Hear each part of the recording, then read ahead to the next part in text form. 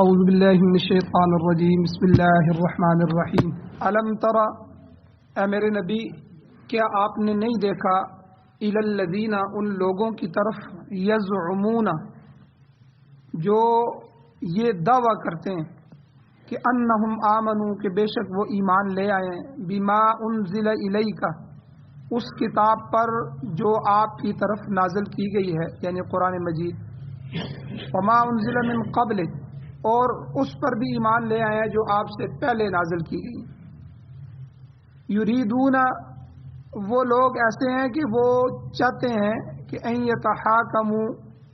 کہ وہ اپنے فیصلے لے جائیں الی الطاغوت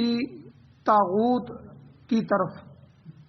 یعنی حضور علیہ السلام سے اپنے تنازعات میں اپنے جھگڑوں میں اپنے معاملات میں فیصلہ کروانے کی بجائے طاغوت یعنی یہودی سرداروں سے اپنا فیصلہ کرو وقد امروا حالانکہ ان کو حکم دیا گیا تھا کہ ان یکفروا بہ کہ وہ طاغوت کا انکار کریں ویرید الشیطان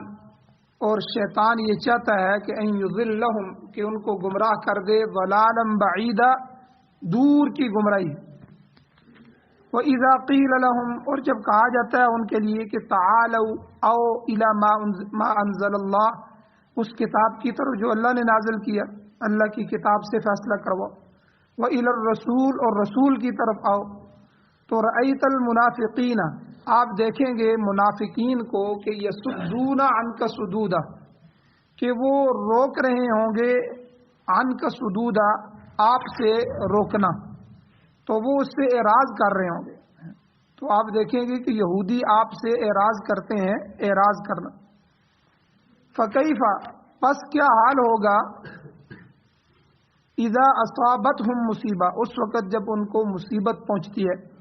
بما قدمت ایدیہم بسبب اس کے جو ان کے ہاتھوں نے آگے بھیجا اپنے ہاتھوں سے اپنا نقصان کرتے ہیں ثم جاؤک پھر وہ آتے ہیں آپ کے پاس اور یحلفون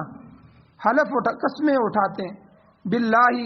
اللہ کی قسم ہے ان اردنا یہ جو ہم نے فیصلہ کیا یا جو کہا ہے نہیں ہم نے ارادہ کیا تھا اس سے الا احسانا و توفیقا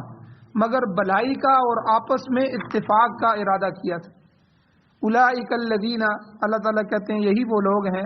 یعلم اللہ تعالیٰ جانتا ہے ما فی قلوبہم جو کچھ ان کے سینوں میں ہے جو کچھ ان کے دلوں میں ہے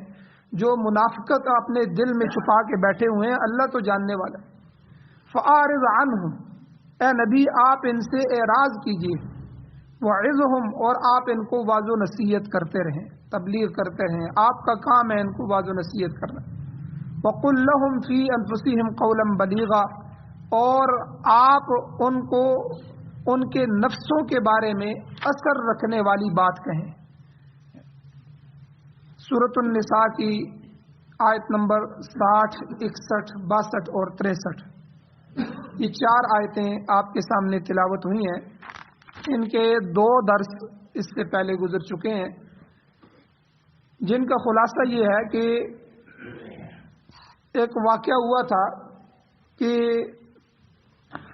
اس واقعے میں جب فیصلے کی ضرورت پڑی اور وہ مسئلہ پیش آیا ایک یہودی کو ایک مسلمان کو مسلمان جو تھا نبی اسلام کے زمانے میں تو وہ منافق تھا یہودی منافق اب جو اصل یہودی تھا وہ فیصلہ حضور کے پاس لے جانا چاہتا تھا کہ ہم دونوں کے درمیان یہ جو جھگڑا ہوا ہے اس کا فیصلہ حضور کریں لیکن وہ منافق کہتا تھا کہ نہیں اس کا فیصلہ کعب بن اشرف یہودی کرے تو جو تمہارا سردار ہے ہم اس کے پاس جائیں گے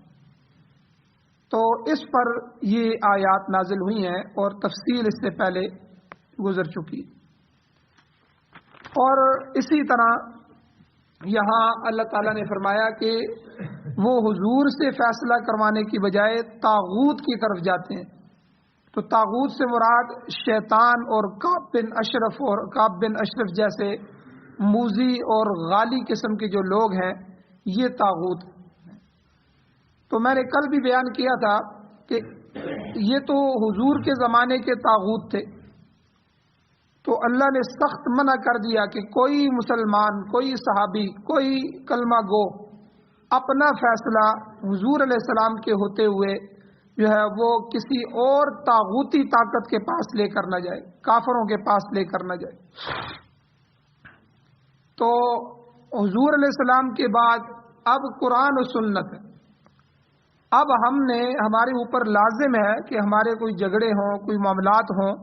हम उनको कुरान और सुन्नत की रोशनी में हल करें। ऐसे लोगों के पास अपने मसाइल लेकर जाएं जो कुरान और सुन्नत के माहिरीन हों और उनके सामने अपना मसला रखें। और इसकी बेहतरीन सूरत यह है कि आजकल दारुल इफ्ता होते हैं मदारस के साथ फतवा देने वाले, तो वहाँ दोनों राजी हो जाएं और अपना मसला लिख लें कि भाई हम दोनों के दरमियान ये झगड़ा हो गया है और मेरा ये मौक़िफ़ है, उसका ये मौक़िफ़ है, तो हम में से कौन कुरान और सुन्नत की रोशनी में सही है और किसका हक बनता है, तो फतवा आ जाए, उसके मुताबिक अमल कर लें। तो आज के ज़माने में, कल भी मैंने जिक्र किया था कि आज के ज़माने में जो ताकतें हैं वो अक़वाम मुत्तहिदा है, अमेरिका है, फ्रांस है, रूस है, ये सारी ताकतें तागूत हैं। ये ज़बरदस्ती जो है इस्लाम की मुखालफत में कवानीन बनाते हैं। कभी नबी अलैहिस्सलातु वस्सलाम के कार्टून बनाकर नऊज़ बिल्लाह उनका मुकाबला करवा के मुसलमानों के दिल छन्नी करते हैं, और कभी अपने मुल्कों में मसाजिद पर पाबंदियाँ, उनके मीनार बनाने पर पाबंदियाँ, बुरके पर पाबंदियाँ,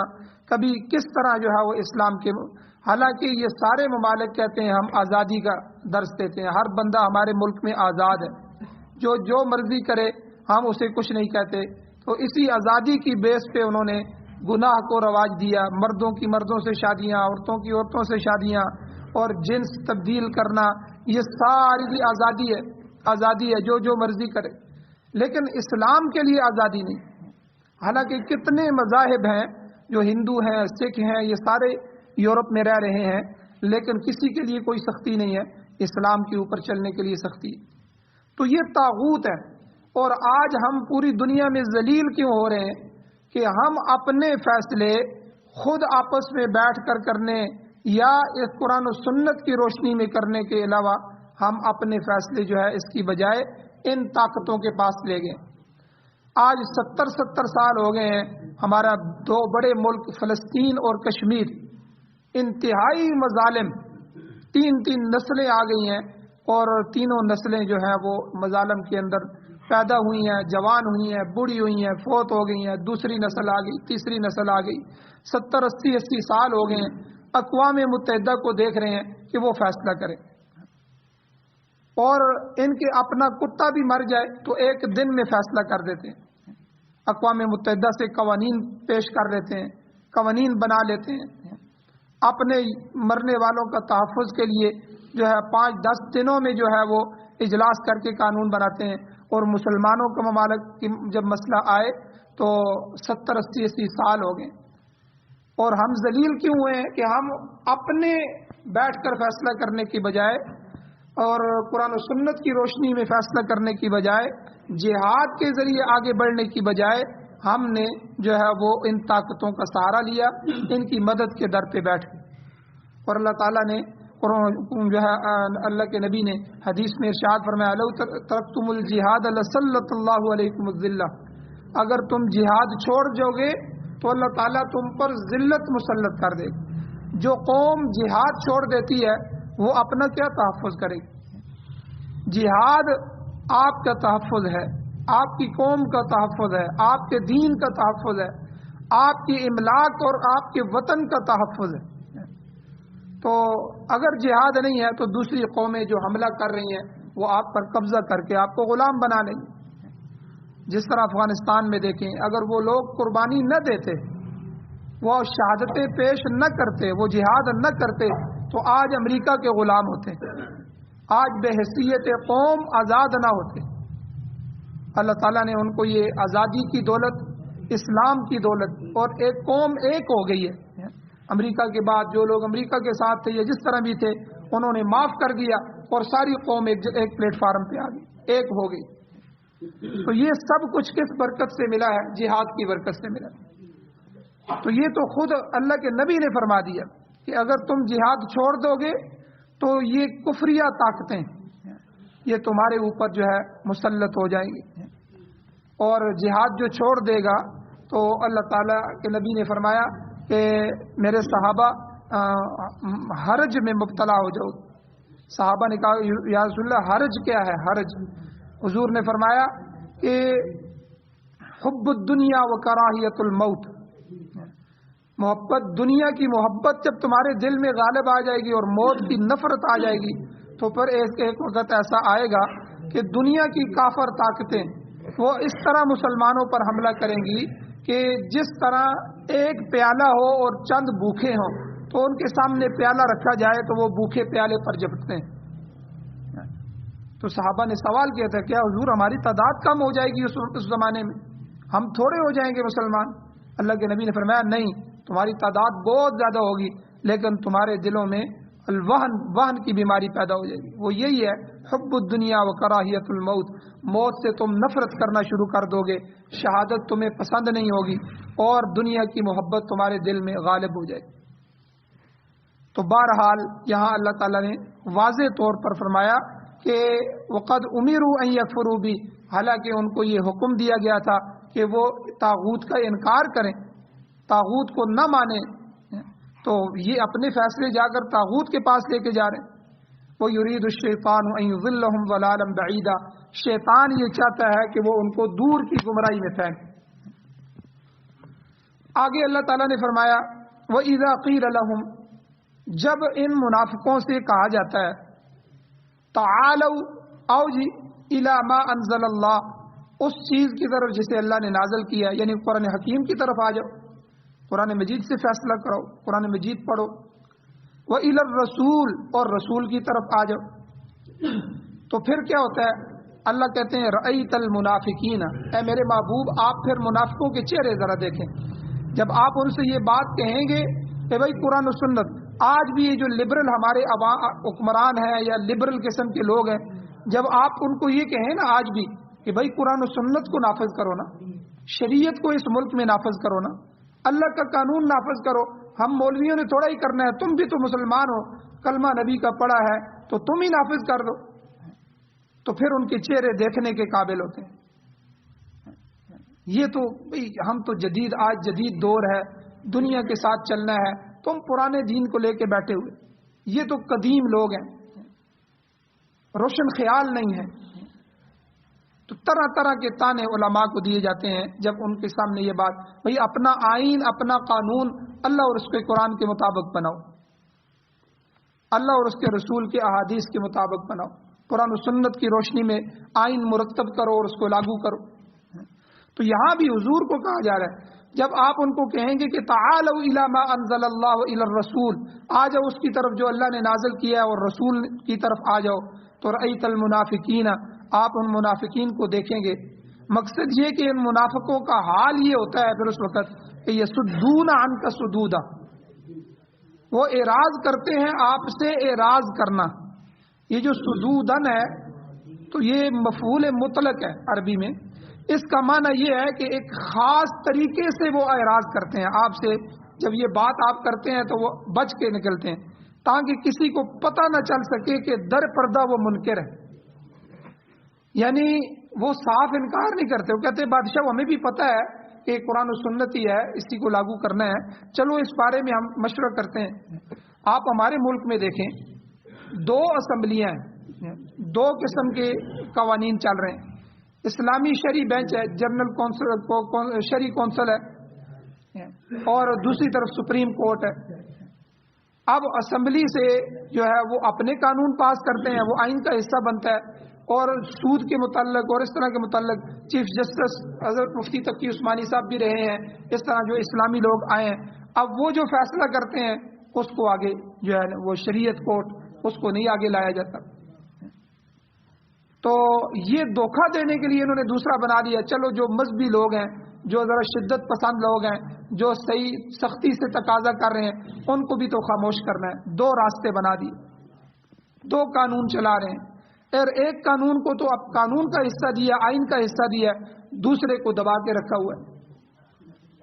تو سدودا یہ مفعول مطلق ہے، تو اللہ کہتے ہیں یسدون عنک صدودا، جب آپ ان کو قرآن و سنت کی روشنی میں بات کرنے کی طرف دعوت دیں گے تو وہ آپ سے اعراض کریں گے، ایسا اعراض کرنا ایک خاص طریقے سے کہ کسی کو پتہ نہیں چلے گا کہ در پردہ وہ منکر ہیں۔ منافقین بظاہر تو کلمہ پڑھتے تھے مگر شریعت الہیہ کو تسلیم نہیں کرتے تھے، اسی کو تو منافق کہتے ہیں۔ یاد رکھیں، ایک ہے کہ شریعت کو پسند کرے، شریعت کو درست مانے، اللہ اور اس کے رسول سے محبت کرے، پھر کوئی کمی کوتاہی ہو گئی ہے تو چلو اس کو اللہ تعالیٰ معاف کر دیں گے یا اس کی سزا ہو جائے گی، اس کے بعد جنت میں جائے گا۔ لیکن ایک ہے کہ دل سے ہی تسلیم نہ کرے، علماء سے نفرت کرتا ہو، داڑھی والوں سے نفرت کرتا ہو، داڑھی سے نفرت کرے، پردے سے نفرت کرے، اس طرح شریعت کے احکام سے نفرت کرے، یہ تو آدمی کو کفر کی طرف لے جاتا ہے۔ اور ہیلے بہانے سے اللہ اور اس کے رسول کے احکام کو ٹالنے کی کوشش کریں گے، یہ منافقوں کا وتیرہ ہوتا ہے۔ مولانا شیخ الہند رحمۃ اللہ علیہ اپنے ترجمہ قرآن پاک کے حاشیے میں لکھتے ہیں کہ اگر مسلمانوں میں کوئی تنازع پیدا ہو جائے تو انہیں قرآن و سنت کی طرف رجوع کرنا چاہیے، کیونکہ ان کا ملجا اور ان کا ماوا یہی دو چیزیں ہیں۔ فرماتے ہیں کہ تنازع کے دو فریقوں میں سے اگر ایک شخص کہے کہ چلو بھائی اس کا فیصلہ شریعت الہی سے کرواتے ہیں، اور دوسرا کہے کہ میں تو شریعت تسلیم نہیں کرتا، تو ایسا شخص حضرت شیخ الہند فرماتے ہیں کافر ہو جائے گا، کیونکہ اس نے اللہ اور اس کے رسول کا حکم تسلیم کرنے سے انکار کر دیا۔ سورہ نور کے 6 رکوع میں آتا ہے کہ اللہ تعالیٰ فرماتے ہیں کہ ایمان والوں کی، مؤمنین کی شان یہ ہے کہ جب انہیں کہا جاتا ہے کہ اللہ اور اس کے رسول کی طرف آؤ تو وہ خوشی محسوس کرتے ہیں، اور جو اس قسم کے بودے اور منافق لوگ ہوتے ہیں وہ ہیلا سازی کرتے ہیں تاکہ بچ جائیں، ہیلوں سے اپنے آپ کو بچانے کی کوشش کرتے ہیں۔ حضور علیہ السلام کے زمانے میں بھی جو منافق ہوتے تھے وہ کھل کے کسی بات کا انکار نہیں کرتے تھے، ہیلا کر دیتے تھے۔ حضور جہاد کا کہتے تھے تو جہاد کا انکار نہیں کرتے تھے، آتے تھے، شامل ہوتے تھے، پھر آگے کہتے تھے وہ ہمارے گھر میں فلاں بیمار ہے، ہمیں اجازت دیجیے، ہمارا گھر خالی ہے، پیچھے کوئی بھی نہیں ہے، آپ ہمیں اجازت دیں۔ حضور کو پتہ ہوتا تھا، حضور اجازت دے دیتے تھے، چلو۔ تو یعنی ہیلا سازی۔ تو ایسے ہی منافقین کے متعلق اللہ تعالیٰ نے فرمایا فَكَيْفَ إِذَا أَصَابَتْهُمْ مُصِيبَةٌ بِمَا قَدَّمَتْ أَيْدِيهِمْ، پس کیا حال ہوگا جب ان کو مصیبت پہنچے گی ان کے ہاتھوں کی کمائی کی وجہ سے، یعنی اللہ اور رسول کو چھوڑ کر طاغوتی فیصلے حاصل کرنے والوں پر جب محاسبے کا وقت آئے گا، جب حشر قائم ہوگا اور ان کو پھر تکلیف پہنچے گی تو ان کا کیا حشر ہوگا۔ اس وقت یہ لوگ سخت مصیبت میں ہوں گے، اور یہ اس وجہ سے کہ انہوں نے شریعت الہیہ سے اعراض کیا تھا۔ دنیا میں بھی جب قرآن پاک کی آیات ان کے جھوٹ کا پول کھول دیتی تھی تو انہیں سخت ندامت ہوتی تھی۔ یعنی دنیا میں بھی جو حضور کے زمانے میں منافقین ہوتے تھے تو کئی دفعہ قرآن مجید کی آیات اترتی اور ان کا پول کھول دیتی کہ حضور یہ تو آسے ہیں، حضور یہ تو منافق ہے، قرآن کی آیات آئیں، لیکن یہ اتنے بدبخت تھے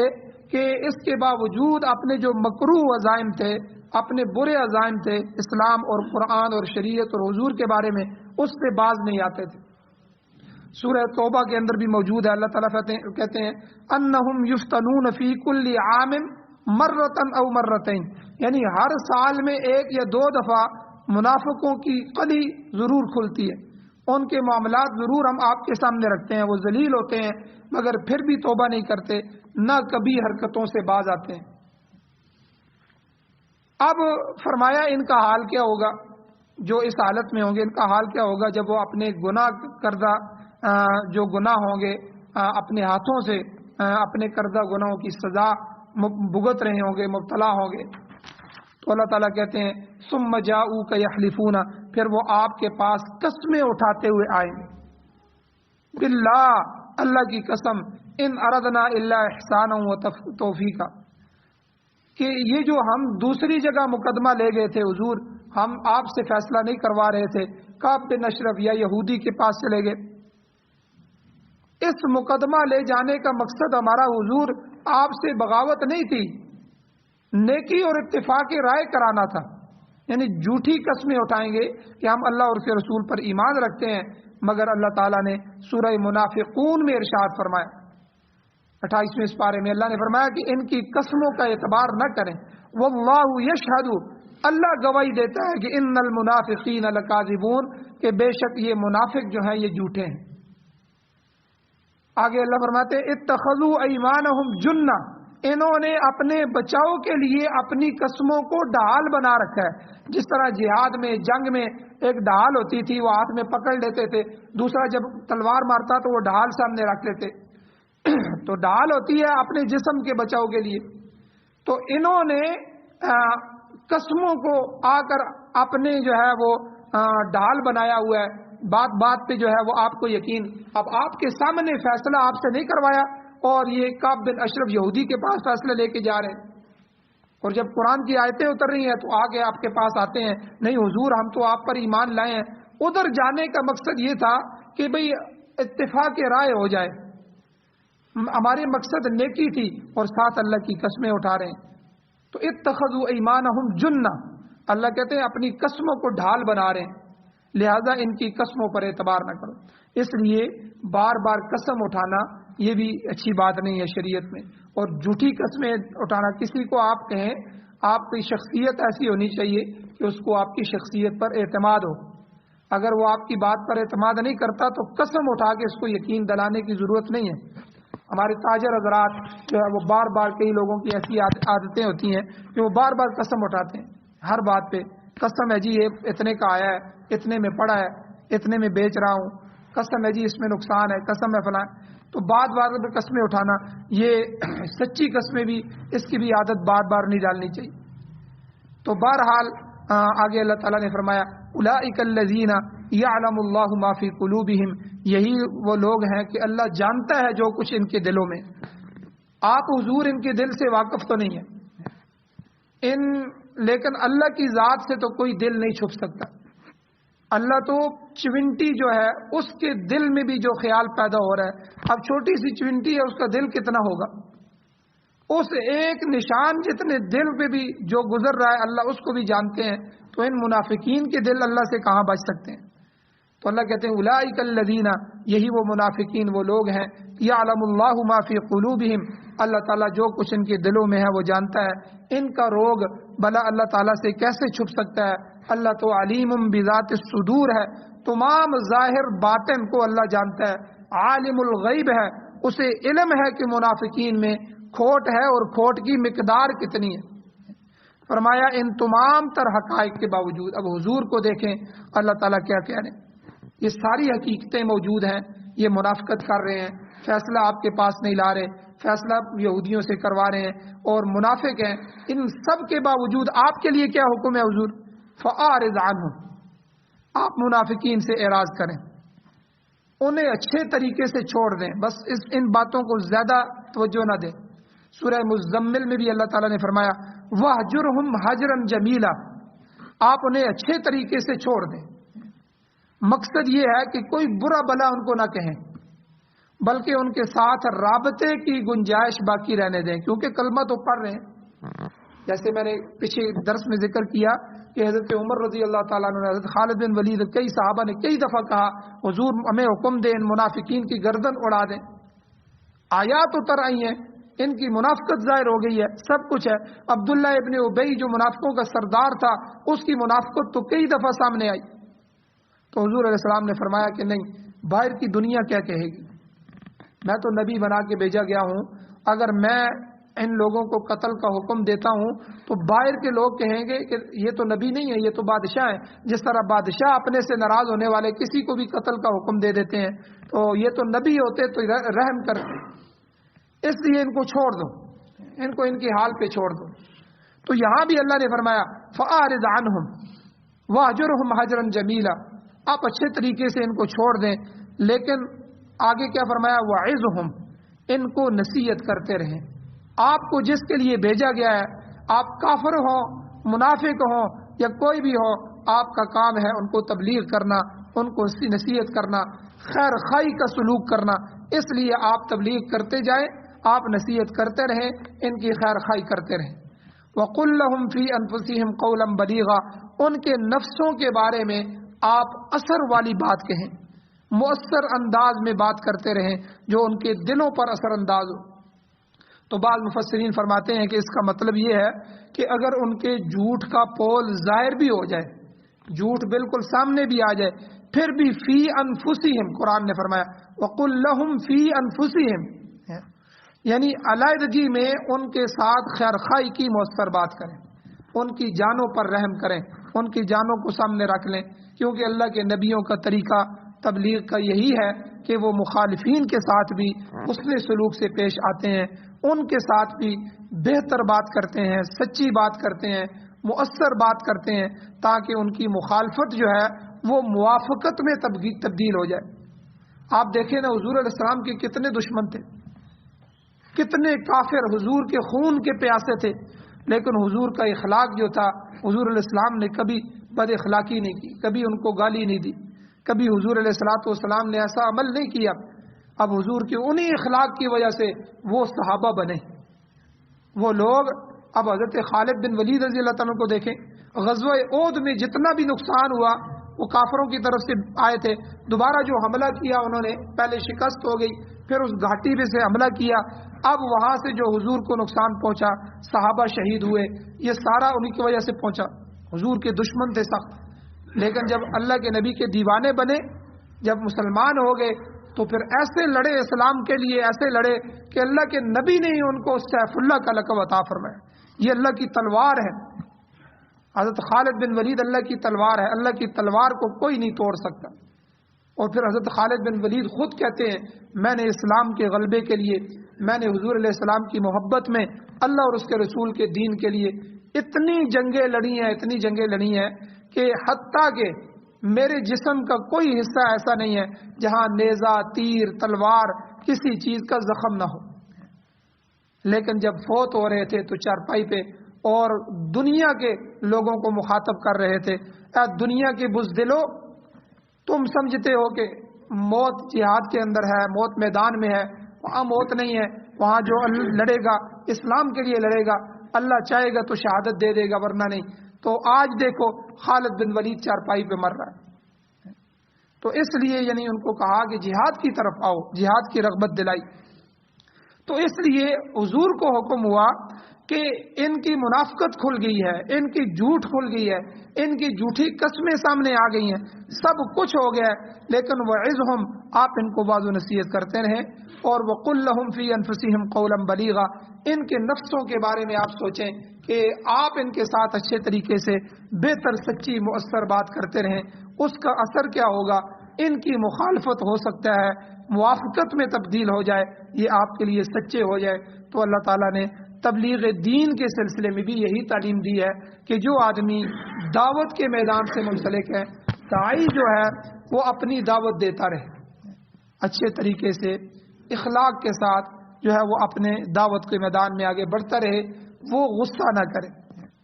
تو اس لیے وہ بار بار جائے اور کسی کا غلط ہونا بھی ثابت ہو جائے اور اس کی غلطیاں بھی سامنے آ جائیں تو تب بھی اس کی غلطیاں اس کو نہ گنوائے، اس کو شرمندہ نہ کرے، بلکہ اچھے طریقے سے گفتگو کرتا رہے۔ اللہ کرے گا کہ جو اس کے لیے آپ کی سوچ و فکر ہے، جو دعوت و تبلیغ ہے، انشاءاللہ اس کی برکت سے اللہ تعالیٰ اس کی منافقت کو ختم کر دیں گے، اس کے کفر کو زائل کر دیں گے، اور اللہ تعالیٰ اس کو ہدایت نصیب فرما دیں گے۔ اللہ تعالیٰ سے دعا ہے اللہ ہمیں عمل کی توفیق عطا فرمائے۔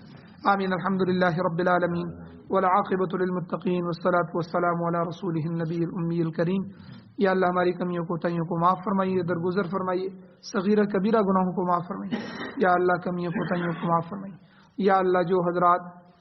پریشان حال ان کی پریشانیوں کو دور فرمائیے۔ یا اللہ قرآن و سنت کے مطابق فیصلے کروانے کی توفیق عطا فرمائیے۔ یا اللہ جو ہماری عدالتیں ہیں، انگریزی عدالتیں ہیں، ان سے ہمیں محفوظ فرمائیے۔ مفتیان اکرام کے پاس دارالفتاؤں میں فتویٰ بیچ کے اپنا مسئلہ حل کروانے کی، یا اللہ جرگوں میں علماء کے جرگے کرنے کی توفیق عطا فرمائیے۔ یا اللہ قرآن و سنت کے فیصلے نصیب فرمائیے، قرآن و سنت کی حکومتیں نصیب فرمائیے، قرآن و سنت کے محبت نصیب فرمائیے، قرآن و سنت کا غلبہ نصیب فرمائیے، قرآن و سنت کو بطور آئین، بطور دستور، بطور ضابطۂ حیات ہمیں نصیب فرمائیے۔ پوری دنیا میں پاکستان سمیت یا اللہ سارے نظاموں کو ختم فرمائیے، اپنا نظام ہمیں نصیب فرمائیے، امارت اسلامیہ شریعہ خلافت راشدہ کا قیام نصیب فرمائیے۔ یا اللہ قرآن و سنت کے سننے، سمجھنے، پڑھنے، پڑھانے، اشاعت کرنے، اس کے غلبے کے لیے یا اللہ اپنی جان مال عزت آبرو تک پیش کرنے کی توفیق عطا فرمائیے۔ یا اللہ جو بیمار ہیں ان کو شفا عطا فرمائیے، جو ایمان کی حالت سے اس دنیا سے جا چکے ہیں یا اللہ ان سب کی بخشش فرمائیے، ان سب کی بخشش فرمائیے۔ یا اللہ جن حضرات نے ہمارے مسجد کے ساتھ تعاون کیا ہے ان کے تعاونوں کو قبول فرمائیے۔ یا اللہ ہم سب کو بھی یا اللہ مال وسیع عطا فرمائیے اور دل کھول کے خرچ کرنے کی توفیق عطا فرمائیے۔ صلی اللہ تعالی علی خیر خلقہ محمد و آلہ و اصحابہ اجمعین برحمتک یا ارحم